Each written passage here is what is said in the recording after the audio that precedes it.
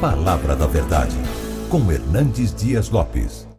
Irmãos amados, vamos abrir a palavra, por gentileza, no Evangelho de Cristo, conforme o registro de Marcos, capítulo 16. Marcos 16, versículo 7. Marcos 16, versículo 7. Eu queria que toda a igreja lesse comigo esse texto. Vamos juntos. Mas ide, dizei a seus discípulos e a Pedro, que ele vai adiante de vós para a Galileia, lá o vereis, como ele vos disse. Amém. Para mim, uma das vidas mais emblemáticas da Bíblia é a vida de Pedro. Eu não conheço ninguém mais parecido com você e comigo do que Pedro. Falamos agora à tarde sobre Davi, um dos expoentes do Antigo Testamento. Agora falaremos sobre Pedro, um dos expoentes do Novo Testamento. Pedro foi um homem que teve experiências incríveis e intensas com o Senhor. Ele nasceu em Betsaida, ali às margens do mar da Galileia, filho de João. Ele era irmão de André. Ele foi pescador, ele foi até um empresário de pesca, e ele foi chamado por Jesus para ser discípulo, para ser pescador de homens. E ele andou com Jesus, ele escutou Jesus, ele viu Jesus fazer milagres, ele viu Jesus levantando paralíticos, ele viu Jesus curando cegos, ele viu Jesus curando mudos e surdos, ele viu Jesus purificando leprosos, ele viu Jesus ressuscitando mortos. Esse homem foi um líder. Todas as listas dos apóstolos do Novo Testamento, ele encabeça todas elas. Líder natural. Um homem de temperamento quente.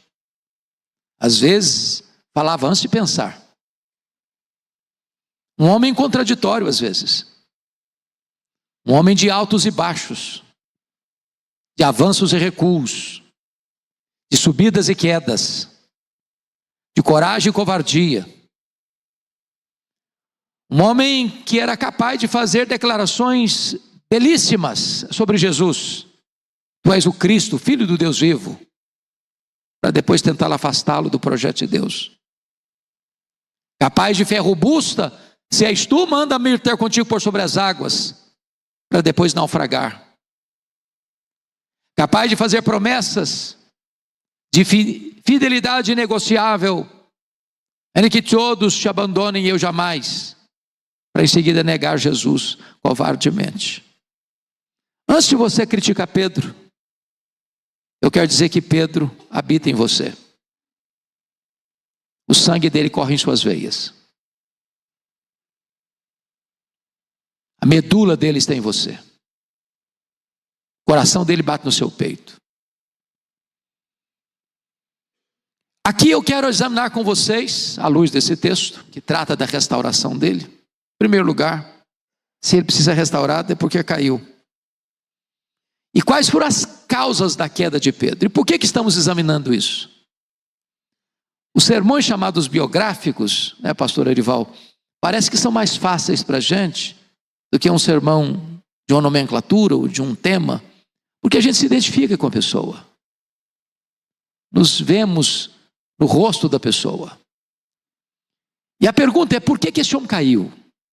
Quais foram os degraus que esse homem desceu na sua queda? E eu queria hoje que vocês tivessem Bíblia aberta, porque para a gente assimilar não basta ouvir. Quando você ouve e você vê, você cresce na assimilação. Então, a primeira coisa que eu elenco aqui nas Escrituras, que levou Pedro à queda, foi a sua exagerada confiança em si mesmo. Então agora vamos abrir a Bíblia para olhar isso. Por gentileza, olha comigo o que ele escreve em Mateus 26:35, o que está escrito em Mateus 26:35. Olha a afirmação dele. Leia comigo, por gentileza. Mateus 26:30, vamos todos juntos. Disse-lhes Pedro: ainda que me seja necessário morrer contigo, de nenhum modo te negarei. Todos os discípulos disseram o mesmo. Quando ele diz, ainda que me seja necessário morrer contigo, de nenhum modo te negarei, ele estava confiando no seu taco. Eu tenho estrutura. Eu tenho compromisso. Eu tenho coragem. Eu faço. Lá em Marcos 14:31, vocês não precisam ler, só eu vou repetir. Mas ele insistia com mais veemência. Ainda que me seja necessário morrer contigo, de nenhum modo te negarei. Lucas 22:23, Senhor, estou pronto a ir contigo, tanto para a prisão como para a morte. Preste atenção nisso, parece ser uma virtude. Mas pode ser também uma casca de banana. Quando você tem uma exagerada confiança em você mesmo. Eu faço, eu consigo, eu vou, eu resolvo. É comigo. Confiar em você mesmo é um perigo. Esse foi o primeiro degrau da queda de Pedro. Vamos ao segundo degrau. Ele considerou-se melhor do que os outros. Veja bem. Primeira autoconfiança exagerada. Agora eu olho e não, eu sou melhor que você. Você não consegue, não, mas eu consigo. Vamos ver o que está escrito?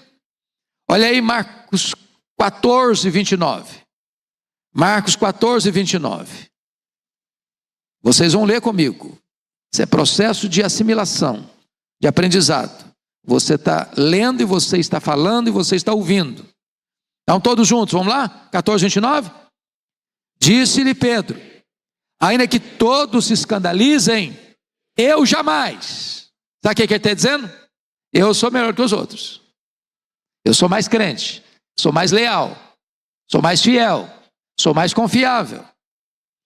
Em Mateus 26:33 está escrito: ainda que venhas a ser preso para todos, nunca o serás para mim. O que ele está fazendo aqui? Se comparando com os outros e se elevando acima dos outros. É um perigo isso. Toda vez que você se acha melhor que alguém, você está em grande perigo. Você está numa grande ameaça, num grande risco.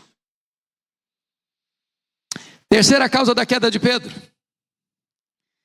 Ele foi incapaz de orar e vigiar na hora mais crucial da vida. Então agora você vai ler comigo Mateus 26:40 e 41. Olha aí, por gentileza. Mateus 26:40 e 41. Toda a igreja, por gentileza. Mateus 26:40 e 41. Vamos lá? E voltando para os discípulos, achou-os dormindo. E disse a Pedro: então, nem uma hora pudestes vós vigiar comigo? Vigiai e orai, para que não entreis em tentação. O espírito, na verdade, está pronto, mas a carne é fraca. O contexto é que Jesus está entrando no Getsemane. O contexto é que Jesus deixa 8 dos discípulos para trás, pega Pedro, Tiago e João, e diz: vocês vêm comigo. E diz o texto bíblico que Jesus abre o coração para esses 3 e diz assim: a minha alma está profundamente triste até a morte, ficai comigo, vigiai comigo. E Jesus avança sozinho para o interior do jardim e chora e ora e se submete à soberania do Pai. Quando volta para eles, os 3, eles estão dormindo. Depois da advertência de Jesus e do pedido de Jesus. E é curioso que Jesus não acorda os 3, desperta o Pedro. Por que o Pedro? Porque o Pedro já tinha dado demonstrações sobejas de que ele se considerava melhor do que os outros. Quanto mais privilégios, mais responsabilidade. Quanto mais compromisso, mais forte deve ser a fidelidade. E sabe, meus irmãos, quando nós deixamos de vigiar e orar, nós caímos em tentação. Se Pedro, apóstolo de Jesus e líder dos apóstolos, caiu em tentação, não pense você que você está livre. Quarto lugar, sabe por que Pedro caiu? Terceiro degrau da queda do Pedro? Perdeu o controle emocional. Olha comigo, João 18, versículo 10. Nós vamos ler, João 18, versículo 10. Voltando a repetir, isso é processo pedagógico. Você está ouvindo, você está lendo, você está ouvindo a sua própria voz. João 18, 10. Toda a igreja, vamos lá. Então, Simão Pedro puxou da espada que trazia e feriu o servo do sumo sacerdote, cortando-lhe a orelha direita. E o nome do servo era Malco. Versículo 11. Mas Jesus disse a Pedro: mete a espada na bainha. Não beberei porventura o cálice que o meu pai me deu? Isso é valentia carnal. Valentia carnal. É destempero emocional. É descontrole. É falta de domínio próprio. É entrar na guerra errada. Contra as pessoas erradas. Com as armas erradas. Com motivação errada. Jesus chegou a dizer para Pedro: se eu precisasse desse tipo de ajuda, Pedro, eu rogaria ao Pai e Ele me mandaria mais de 12 legiões de anjos. Você tem ideia de o que representa 12 legiões de anjos? São 72 mil anjos. Um anjo só matou 185 soldados assírios ao redor de Jerusalém. Agora, o que pode fazer 72 mil anjos?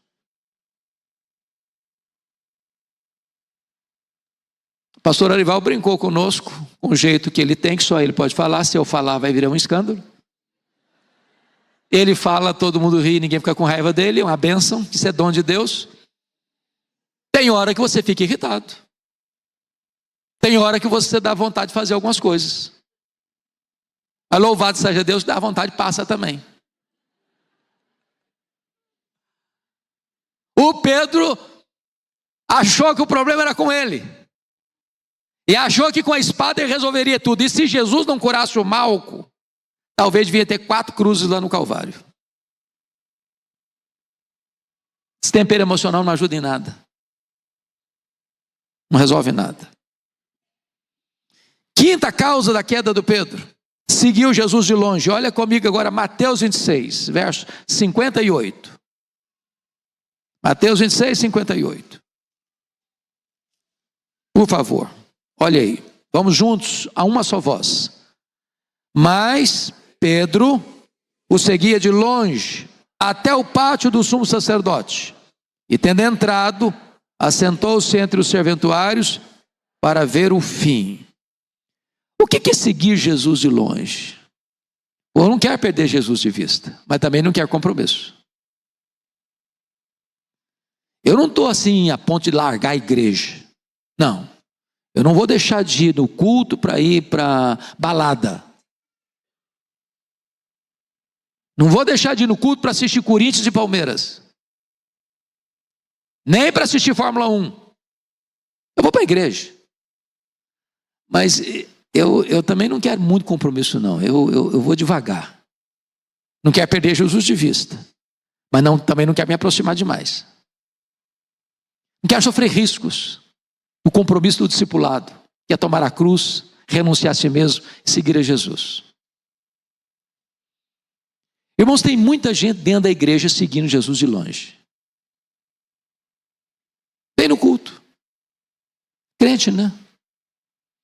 Mas virou as costas ali na esquina, a agenda é outra, o compromisso é outra, a conversa é outra, o papo é outro, a motivação é outra. E Jesus de longe.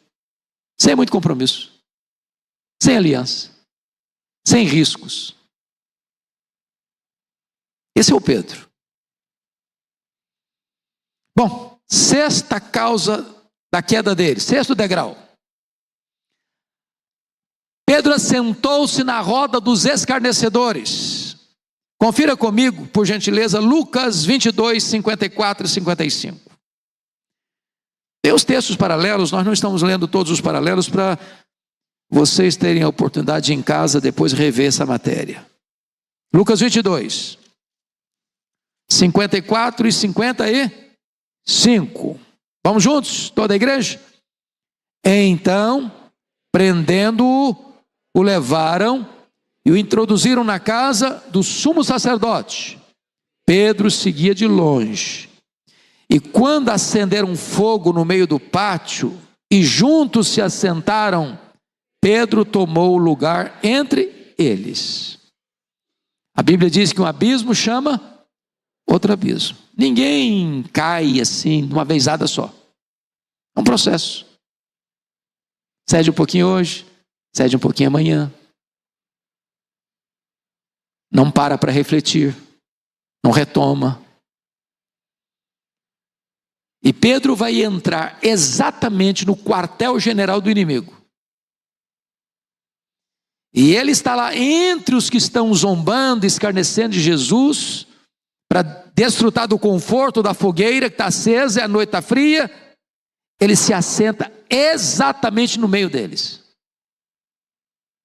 Mas para que ele fizesse isso, coisas aconteceram lá atrás. Exagerada confiança em si mesmo. Achou que ela é melhor do que os outros. Dormiu quando devia estar orando. Valentia descontrolada. Seguiu Jesus de longe.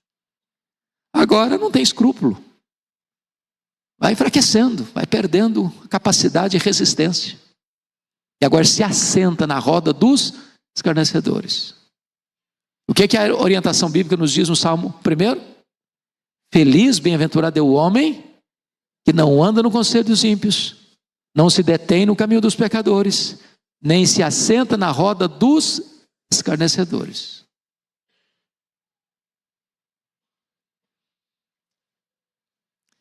Houve uma época, pastor Ivalco, lá em Vitória, nós fizemos uma programação inusitada, até arriscada, diria. Naquele ano eu disse para o conselho da igreja assim: esse ano nós não vamos fazer retiro, esse ano nós vamos para o miolo da crise, nós vamos para o miolo da tempestade, nós vamos para dentro do carnaval, evangelizar. Alguém falou: pastor, mas não dá para evangelizar no carnaval não, é complicado demais. Sabe qual a conclusão que nós chegamos? 30% das pessoas que estão nas passarelas, bebendo, correndo atrás de um trio elétrico, fumando, bebendo e drogando, passaram por uma igreja evangélica. São chamados crentes desviados.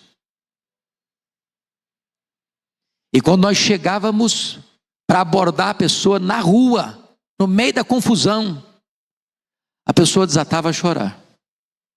Nós a levávamos para um lugar mais íntimo, secreto, orar por ela. E ela, em lágrimas, voltava para casa, se arrependendo do seu erro. É um processo. Processo. Daqui a pouquinho a pessoa está lá no meio da coisa. Crente, servo de Deus. Foi cedendo pouquinho a pouquinho. Mas o último degrau da queda do Pedro foi que ele negou Jesus 3 vezes. Abra sua Bíblia em Mateus 27, por favor. Aliás, Mateus 26. Mateus 26, por gentileza. Versos 60 a 62. Mateus 26, 70, 72, 74. São 3 versículos, porque é um crescendo, e você vai entender por quê. E só Mateus coloca esse crescendo aqui, tá? Por isso nós estamos lendo Mateus. Então, primeiramente, vamos ler Mateus 26, 70. Toda a igreja comigo. Ele, porém, o negou diante de todos, dizendo: não sei o que dizes. Só até aqui. Ele negou diante de todos. Eu não sei o que dizes. O que foi dito para ele? Também tu estavas com Jesus o Galileu. Ele negou diante de todos. Eu não sei o que vocês estão falando. Agora vamos ler o versículo 72, toda a igreja. E ele negou outra vez com juramento: não conheço tal homem. Qual é a ascensão? Qual a intensificação do problema? Na primeira vez ele nega. Na segunda ele nega com juramento. Eu juro que eu não conheço Jesus. Terceiro grau, ou degrau da queda aí. Versículo 74, vamos lá. Então começou ele a praguejar e a jurar: não conheço esse homem. Imediatamente cantou o galo. Então ele negou. Segundo, ele negou com juramento. Terceiro, ele negou com praguejamento. Ele jurou e blasfemou, falou palavrão: eu não conheço Jesus. Fundo do poço. Sabe o que está acontecendo aqui? Negou seu nome, negou sua fé, negou seu apostolado, negou o seu Senhor.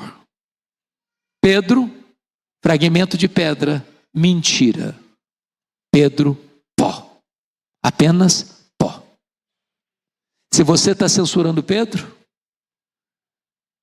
se você está criticando Pedro no seu coração, Pedro mora dentro de você. O coração dele bate em seu peito. O sangue dele corre em suas veias.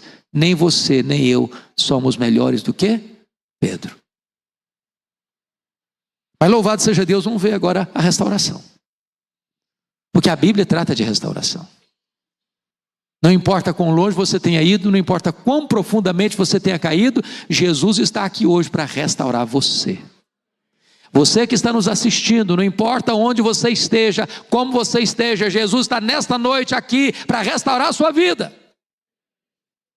Então vamos ver as causas da restauração de Pedro.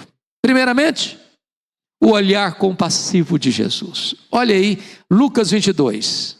Abra aí, Lucas 22, 60 a 62. Lucas 22.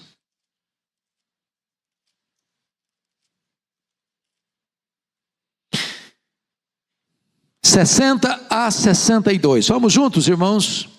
Mas Pedro insistia: homem, não compreendo o que dizes. E logo, estando ele ainda a falar, cantou o galo.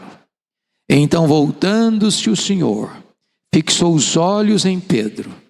E Pedro se lembrou da palavra do Senhor, como lhe dissera: hoje 3 vezes me negarás antes de cantar o galo. Então Pedro, saindo dali, chorou amargamente. Oh, meus irmãos, eu fico imaginando esse olhar de Jesus. Doce, terno, misericordioso, compassivo. Jesus alertou Pedro, avisou Pedro. E o Pedro, cheio de autoconfiança, se julgando melhor que os outros, dormindo na maior batalha da vida, seguindo Jesus de longe, se infiltrando no meio dos blasfemadores, dos escarnecedores, negando Jesus publicamente, em graus cada vez maiores. E agora, no auge da sua queda, ou no mais profundo da sua queda, melhor dizendo, Jesus olha para ele. Sem uma palavra, sem um discurso, sem um sermão, sem qualquer palavra dura, apenas um olhar. E esse olhar foi suficiente para derreter o Pedro. Tem olhar, irmãos, que dói mais do que um tapa na cara. É o olhar de Jesus. Tão doce, tão meigo, tão gentil. Como diz o cântico: vivi tão longe do Senhor, assim eu quis andar, até que eu encontrei a luz no seu divino olhar. Seu maravilhoso olhar, transformou o meu ser, todo o meu viver. Seu maravilhoso olhar. Segundo degrau para a restauração de Pedro foram as lágrimas do arrependimento. Olha comigo, por gentileza. Marcos 14, 72. Vá comigo para lá. Marcos 14, 72.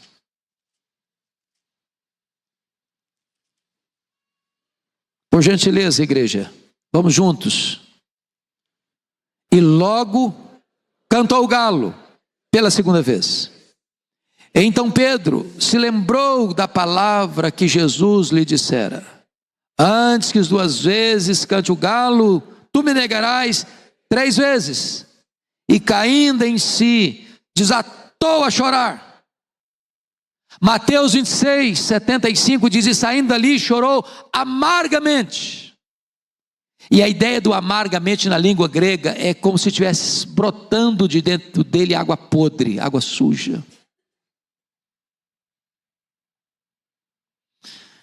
Irmãos, aqui para mim é o quebrantamento, coração derretido. Porque as lágrimas que vazam são exatamente o produto de um coração que se derrete no genuíno arrependimento. Alguém já disse que o mesmo sol que endurece o barro amolece a cera. Há pessoas que caem e ao serem confrontadas se endurecem. Ou dão desculpas, como Saul. Mas um coração arrependido, ao ser confrontado, ele se dobra, ele se rende. E chega às lágrimas do arrependimento. Benditas lágrimas. É nessa conjuntura, né, pastor Arival, que está lá nas bem-aventuranças. Bem-aventurados os que choram, porque serão consolados. Ali não é o choro do desespero, ali não é o choro do remorso, ali não é o choro porque fui flagrado num erro que não podia ser flagrado, não, ali é o choro do arrependido. Choro do arrependimento. Terceiro degrau de Pedro, nesse processo da restauração, a procura de Jesus por ele. Vamos voltar para Marcos 16, versículo 7. Nós já lemos, mas vamos ler de novo. Marcos 16, 7. Leia comigo, toda a igreja. Mas ide, dizei a seus discípulos e a Pedro, que ele vai adiante de vós para a Galileia. Lá o vereis, como ele vos disse. Eu fico encantado com esse versículo. Porque na verdade, esta palavra é uma palavra do anjo às mulheres da Galileia. E é um recado de Jesus. Mas Pedro era discípulo e aliás o líder deles. É uma redundância, é um pleonasmo. Dizer ide, dizer aos seus discípulos e a Pedro. E Pedro já é discípulo. Ele está incluído no grupo dos discípulos. Aliás, ele é o líder dos discípulos. Mas Jesus menciona especificamente o nome dele. E por que o faz? Porque certamente para Jesus, Pedro, nas suas angústias, das suas quedas múltiplas, não se sentia mais discípulo. Em outras palavras, é como se Pedro dissesse que para mim não tem mais jeito, fim de linha. Acabou. Eu fui um fracasso. Eu decepcionei. Eu fui reiteradamente alertado e eu caí assim mesmo. Eu fracassei. Não dá mais para levantar, não dá mais para erguer a cabeça, não dá mais para ser discípulo. Ele desistiu de Jesus, mas Jesus não desistiu dele. Isso é maravilhoso, sabe por quê? A graça de Jesus é maior que o nosso pecado. Talvez você diz: meu Deus, eu fracassei, eu caí. Meu Senhor, eu envergonhei o teu nome. Meu Senhor, quão profundamente eu caí. Eu quero dizer para você que Jesus está aqui nesta noite para restaurar você, para levantar você, para colocar você de volta no caminho da fidelidade, da graça, da salvação. Jesus está no seu encalço, procurando você.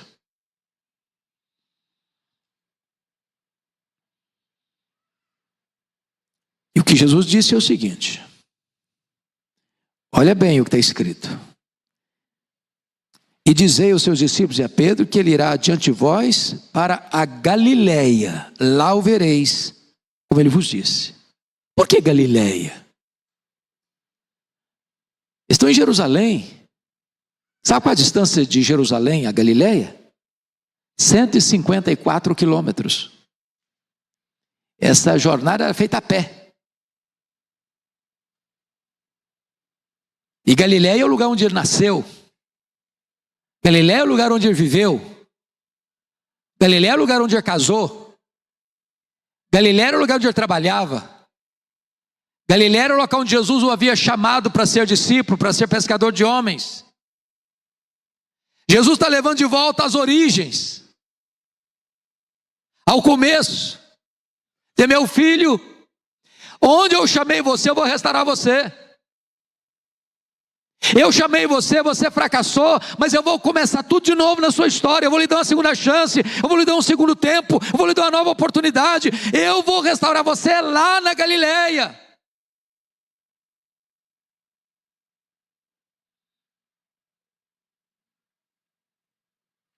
Quarta degrau da restauração. A pergunta de Jesus. Vamos para João 21, por favor. João 21. Versículos 15 a 17. Toda a igreja comigo, por gentileza. Por gentileza, vamos juntos. Depois de terem comido, perguntou Jesus a Simão Pedro: Simão, filho de João, amas-me mais do que estes outros? E respondeu: sim, Senhor, tu sabes que te amo. Ele disse: apacenta os meus cordeiros. Tornou a perguntar-lhe pela segunda vez: Simão, filho de João, tu me amas? Ele respondeu: sim, Senhor, tu sabes que te amo. Disse-lhe Jesus: pastorei as minhas ovelhas. Pela terceira vez Jesus lhe perguntou: Simão, filho de João, tu me amas? Pedro entristeceu-se por ele ter dito pela terceira vez: tu me amas? E respondeu-lhe: Senhor, tu sabes todas as coisas, tu sabes que eu te amo. Jesus lhe disse: apacenta as minhas ovelhas. Eu acho isso incrível porque quando Pedro chega na Galileia, João nos informa que Jesus não estava lá na hora que eles chegaram.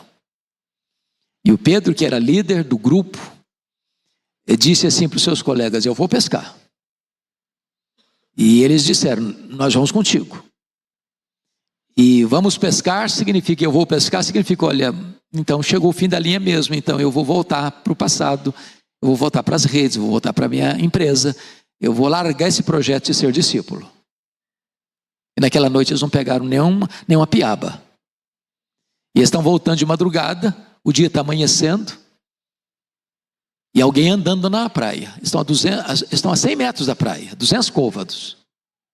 E a pessoa que está aqui na praia pergunta para eles assim: filhos.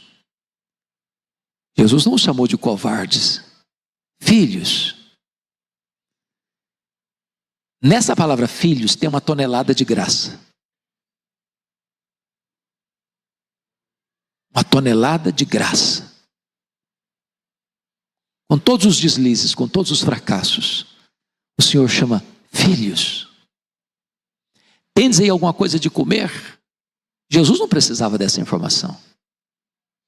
Ele não faz essa pergunta porque quer ser informado, porque não tem esse dado na mão, para acordar a consciência deles.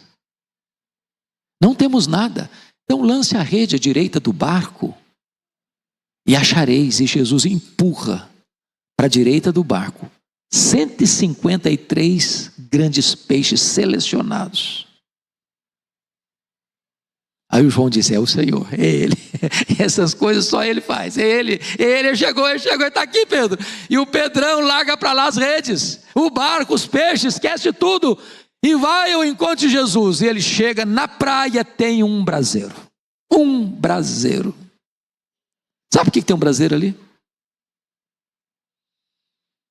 Só tem 2 lugares no Novo Testamento onde aparece a palavra braseiro. Foi onde Pedro negou Jesus e onde Pedro foi restaurado por Jesus.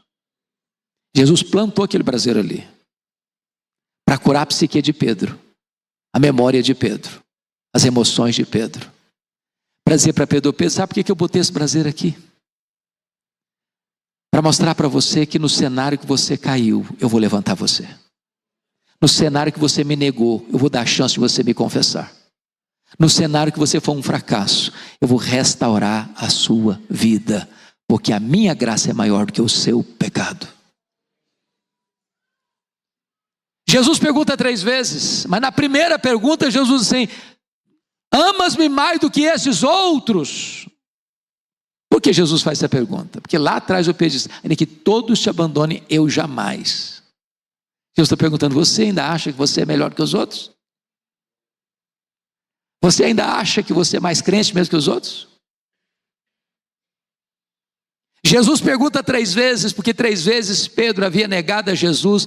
Para cada negação de Jesus, a graça é suficiente para levantá-lo. Porque onde alguém ama Jesus, tem chance de recomeçar. Eu fico pensando, pastor Arival, se fosse um presbitério bem conservador, bem cuidadoso com a doutrina, seguindo os passos constitucionais para restaurar o Pedro. Ô Pedro, agora você vai ficar afastado por um tempo. Você vai ficar no banco. Nós vamos arranjar um irmão aí, um psicólogo, para fazer uma trabalhada na sua mente, porque você está com a cabeça meio confusa. Você vai passar por um exame. Os outros apóstolos vão te interrogar, vão acompanhar você por um tempo. Se você demonstrar consistência, a gente vai por etapa restaurando você, tá bom? Você começa a frequentar a igreja, depois você tem licença para começar a pregar, depois você pode fazer mais alguns atos pastorais. Então no final, depois de um tempo, você é restaurado. A única exigência que Jesus exigiu, ou pediu, ou requeriu de Pedro foi essa: tu me amas? Se você ama Jesus, você pode recomeçar. Pode recomeçar.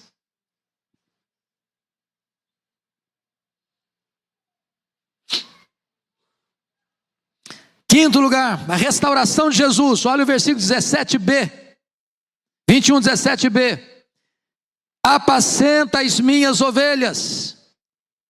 No versículo 15, apacenta os meus cordeiros. Versículo 16, pastoreia as minhas ovelhas, apacenta as minhas ovelhas. Sabe o que significa isso? Jesus está devolvendo o cajado de pastor.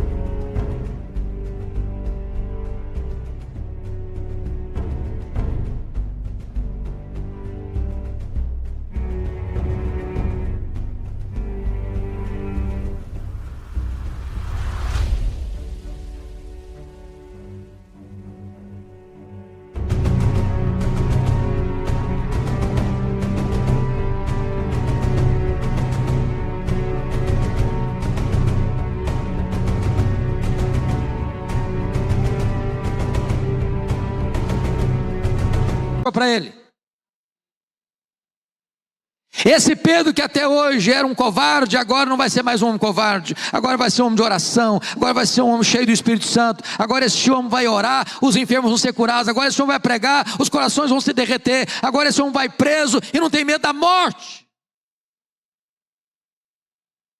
Jesus não só restaurou a vida dele, Jesus restaurou o ministério dele.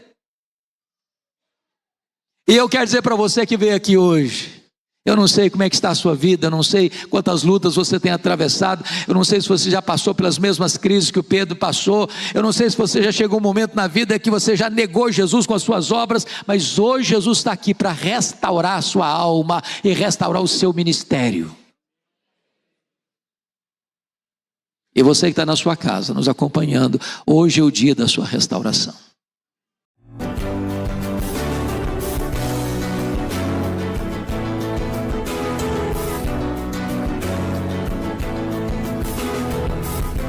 Palavra da Verdade, com Hernandes Dias Lopes.